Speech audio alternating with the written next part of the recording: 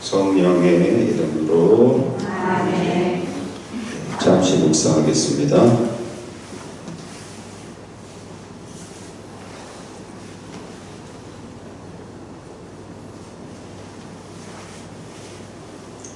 성부와 성자와 성령의 이름으로. 네, 한 주간 동안 잘 지내셨습니까? 네, 3월달 들어왔고요. 네, 우리 영적인 도서를 읽고 있는데 조금 힘들더라도 함께 읽어 나가도록 하겠습니다. 우리가 살아가는 세상은 뭐라고 말할 수 있을까? 네. 우리 세상 안에서 살잖아요. 네. 세상을 신앙 안에서 보거나 하느님 입장에서 보면 형성의 장이다, 이렇게 표현을 할 수 있습니다. 그리고 또 형성의 학교, 그러니까 폼이 이렇게 꼬리, 이제 우리가 태어났잖아요. 그래서 이렇게 자라서 그 원래의 목표대로 자라는 거죠. 콩나물 키워보셨듯이 콩이 이렇게 갖고 콩나물이 되죠. 그렇듯이 우리 형성의 장이다, 형성의 학교다. 그렇게 생각하고 살아가는 사람은 많지 않겠지만 우리는 이제 이런 부분을 생각하면서 이 시간을 맞이하면 좋을 것 같습니다. 근데 여기서는 혼자 사는 것이 아니라 함께 살면서 하나님을 모시고 연민하면서 또 상황에서 융화를 이루고 초형성의 삶을 살 수 있습니다. 초형성. 초월적인 형성이죠. 우리 삶에, 우리 세상을 형성의 장이다, 이렇게 말할 수 있습니다. 거기에 이제 우리가 들어와 있는 것이죠. 요 세상을 제일 잘 사신 분이 그럼 누구냐? 예수님이십니다. 세상의 삶의 모범이 되신 분. 그래서 그분을 따라서 우리가 그분의 뒤를 따라가고 있죠. 십자가를 지고 가신 예수님을 따라가고 있습니다. 예수님의 삶을 보면, 크게 예수님이 가진 성향을 보면 하나님과 합치를 이루신 삶.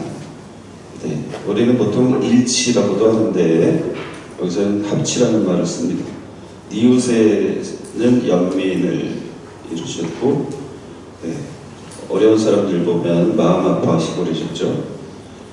세상 안에서는 융화를 이루신, 세계의 역량을 발휘하신 분. 그래서 이렇게 예수님처럼 살아가신 분을 성인이다, 이렇게 성인들의 삶도 볼 수 있습니다. 지난번에 사건, 장소인데 제가 사람으로 잘못 표현했었죠. 그래서 이런 삶을 살게 되면 어떤 게 일어나는가 하면 경외라고 하죠. 경외들이 막 우리 삶에서 경탄이 막 일어나는 거죠.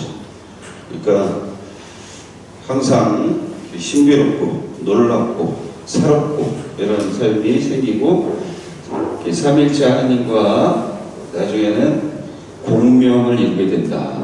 공명의 삶이 된다. 공명. 그래서 이 합치를 이루기 위해서는 저기 나오죠? 안 나오나요? 하나님 뜻을 인정하고 개방하고 초탈, 융화를 이루기 위해서는 순명과 단순함. 이렇게 이제 요거를 그 보조적인 성향, 그 다음에 외경, 이웃에 대한 존경, 외경, 그 다음에 삼이라면 이제 비밀을 지켜주는 것, 세상에서는 확고한 부드러움, 이게 보조적인 성향이다. 근데 여기서 이렇게 많은 것 중에서 특별히 나한테 또 맞는 것들이 있습니다. 그래서 그 맞는 거를 더 이렇게 중점적으로 살게 돼 있겠죠. 여러 가지 그 성향들이 있는데 나한테 맞는 게 있습니다. 프란치스코 성인 같으면 어떤 그 성품이 있으신 거예요? 프란치스코 성인은 이 단순함인데, 여기 단순함, 우리가 이 가난이라고도 표현합니다. 가난인데 있는 그대로 보는 것, 그게 이제 단순함입니다. 있는 그대로 보는 것, 단순하게 보는 거죠. 재물에 대해서도 황금 보기를 돌같이 하라 이렇게 되어 있는데, 우리는 황금만 가지면 다 되는 걸로 생각하잖아요. 그래서 그 모든 것을 버리고 이렇게 살아가시죠. 그리고서 역량을 발휘하신 분이죠. 예수님은 이걸 다 사셨지만 우리는 그 중에서도 집중해서 살 수 있는 부분이 있죠. 마더 데리사 수녀님께서는 이런 연민의 성향을 갖고 그 세상의 역량을 발휘하신 그런 삶을 사셨습니다. 우리 김대관 성인 같으면은 하나님과의 일치를 이루시면서 순교를 하셨죠. 요거는 이제 이 책들 갖고 계신 분 있죠? 감사의 영성 38쪽에 그런 내용입니다.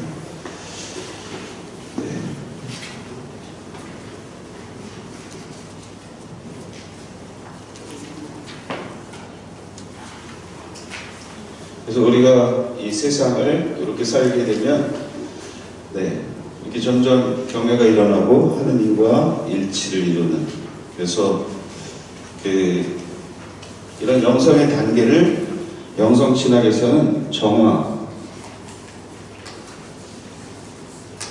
조명, 일치 이렇게 3단계로 설명을 합니다. 정화, 조명, 일치. 근데 우리는 좀 더 이렇게 아주 구체적으로 세분화해서 이런 영적 삶을 이렇게 바라볼 수가 있겠습니다. 여기 보시면은 이 감사의 영성에 우리가 인내심을 가지고 감사의 힘을 가진다면 초형성이라는 결실로 이어진다. 아침에 일어나면 기분이 좋다. 이렇게 바뀐다는 것입니다. 아침에 일어나면 기분이 굉장히 좋으십니까? 네. 술 먹고 일어났다. 근데 이렇게 영으로 살아가는 사람, 초월적으로 살아가는 사람들은 술을 먹어도 아침에 기분이 좋은 그런 삶이 되죠. 그래서 물론 술 먹을 때 좋은 사람하고 일단 먹는 거가 이제 필수죠. 화나서 먹는 거, 그거는 기억도 끊어질 수도 있고, 아주 아침에 일어나면 기분이 묘하게 될 수도 있고 그러죠. 이렇게 초월의 삶, 초월적인 삶을 살면 여러 가지 면에서 기쁨과 영광과 감사의 시간이 될 수 있습니다.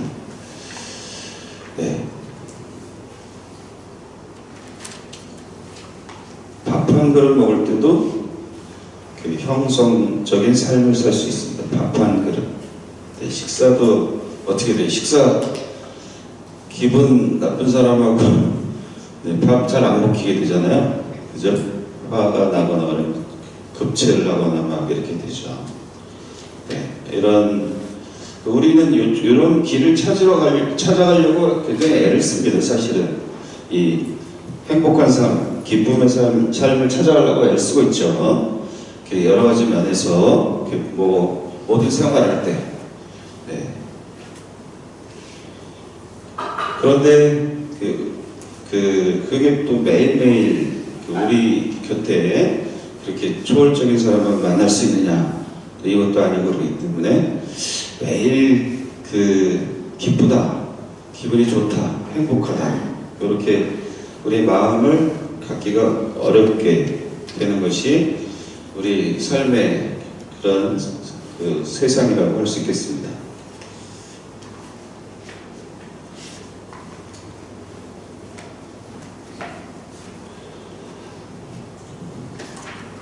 어쨌든 그래도 우리가 이 원리를 알게 되면 어떤 방향으로 살아야 되겠다, 이런 것들은 이제 알게 되는 거죠. 그리고 어떤 책을 읽어야 되겠다, 또 성서 말씀은 나한테 어떻게 다가온다, 이런 것들을 잘 알 수 있게 되고요. 이런 예수님의 성향을 다 성서에서 이렇게 찾은 거고, 나중에 이제 구약 성경도 이렇게 먼저 사실은 구약 성경을 먼저 했어야 되는데 제가 책을 잘못 갖고 내려와갖고 이거부터 하는 거거든요. 네, 정신부님은 성서부터 하면 좋겠다. 성서의 구약의 역사를 전체를 쭉 놓고 보면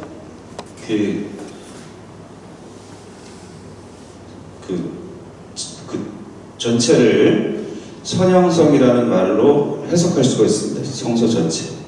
그러니까 하느님의 뜻을 알고 살았느냐 안 살았느냐. 근데 그게 이렇게 살았느냐에 큰 차이가 있습니다. 정신에서 영으로 살아가는 삶을 회개의 삶이다. 우리가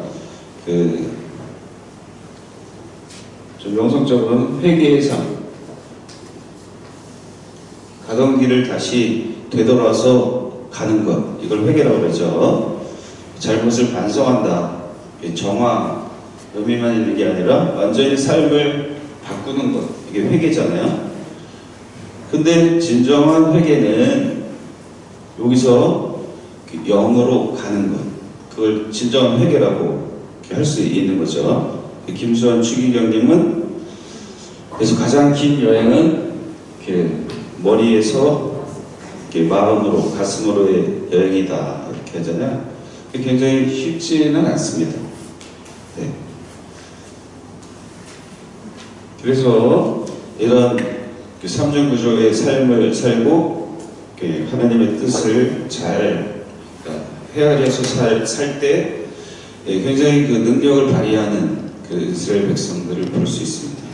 아브라함부터 해서 그래서 그분을 우리가 뭐라 그래요? 아브라함이 이렇게 살았잖아요. 하나님과 계속 관계하면서 살았잖아요. 영을 이렇게 쓰셨습니다. 영과 성령이 계속 영감과 갈망과 영감의 삶을 계속 사셨어요. 그분을 뭐라 그래요? 믿음의 조상이다. 네, 이렇게 부르고 있는 것이죠. 이런 세상 안에 있고 세상은 형성의 장이다, 이런 부분들을 생각하면 세상을 보는 게 좀 다르게 됩니다. 우리는 세상을 볼 때 부분을 볼 수가 있어요. 부분. 네. 또 세상 안에 있는 게 좀 답답하니까 이제 친구들 만나러 가고, 네, 이렇게 그냥 어떻게 시간을 보낼까, 이렇게 또 살고. 네. 그러나 우리가 세상을 이런 큰 영성적인 그런 눈으로 볼 수 있는 것. 네. 그렇게 보는 것은 우리의 능력 갖고는 어렵고, 성령과 함께할 때, 성령 성령께서 함께 하실 때, 성령께서 함께 하시는 것은 우리 영을 계속 활용한다는 거죠. 네, 영을 계속 쓰는 것. 영을 다른 말로 뭐라 그랬죠? 그 초월이라고 그랬죠. 초월. 굉장히 중요한 그런 단어이고 지향점이라고 할 수 있겠습니다. 계속 초월해 나가는 것.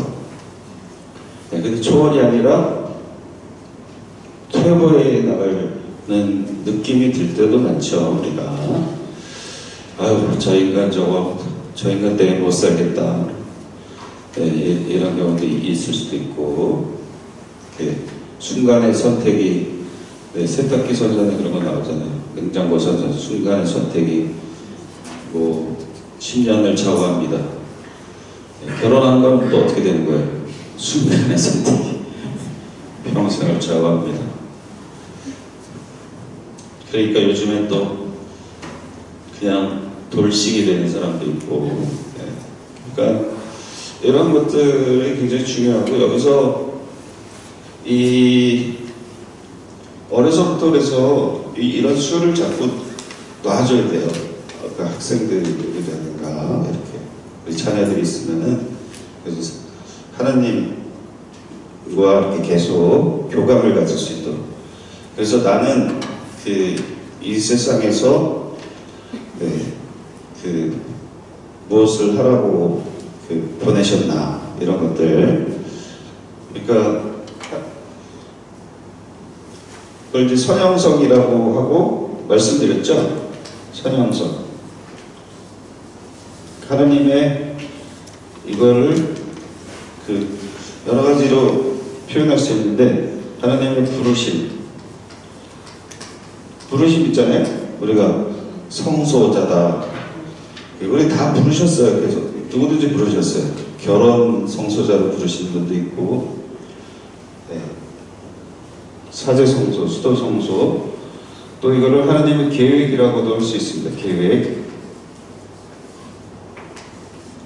그리고 하나님의 설계도. 이거를 알게 되면 굉장히 편안하게 살 수 있잖아요. 그죠? 하나님의 계획, 나한테 계획이 뭔지. 네. 얼마나 좋아요. 하나님의 계획이 이렇게 있으면. 네. 또 장가를 못 갈 것이다 라든가. 네. 그래서 이것 때문에 굉장히 많이 힘들어 하시는 것 같아요. 그래서 우리한테는 이렇게 하나님의 계획이 있는데, 그래서 누구나 이렇게 삶의 장이 있습니다. 도화지가 나한테 이제 주어져 있겠죠. 네. 근데 여기 하나님의 큰 그림이 있을 거 아니에요. 내 삶에. 큰 그림이 있는데 나는 여기서만 왔다 갔다 해, 그냥. 이렇게. 평생 여기서 왔다 갔다 해. 지지고 볶고 뭐. 보통 이렇게 이 육신정신 영의 초월의 삶을 살지 않으면 선형성을 모르게 되고, 우리의 삶은 이런 결과가 될 수 있습니다. 큰 그림이 있는데 그 안에서 그냥 그러다 보면, 네, 막 기쁨이나 행복보다는, 네, 뭐 불평도 많고, 뭐 해준 게 뭐 있느냐 막 이렇게 또 싸우고, 뭐 난 너 때문에 인생 망쳤다, 뭐 계속 그 안에서 싸우게 될 수 있겠죠. 이런 것들이 이제 우리 세상을 바라보는 눈이 되어야 되겠습니다. 이걸 학교 운동장이라고 하면은, 학교 운동장인데 여기 축구장도 있고 여기 뭐 농구장도 있고 다 있는데, 나는 맨날 여기 그냥 모래사장에서만 왔다 갔다 하는 거예요. 그냥 학교 운동장을 놔두고. 그런 삶이 될 수 있겠죠. 네. 근데 이런 선형성으로의 가는 길에 이 감사의 힘이 작용한다. 이런 것들을 우리가 지금 보고 있는 것입니다.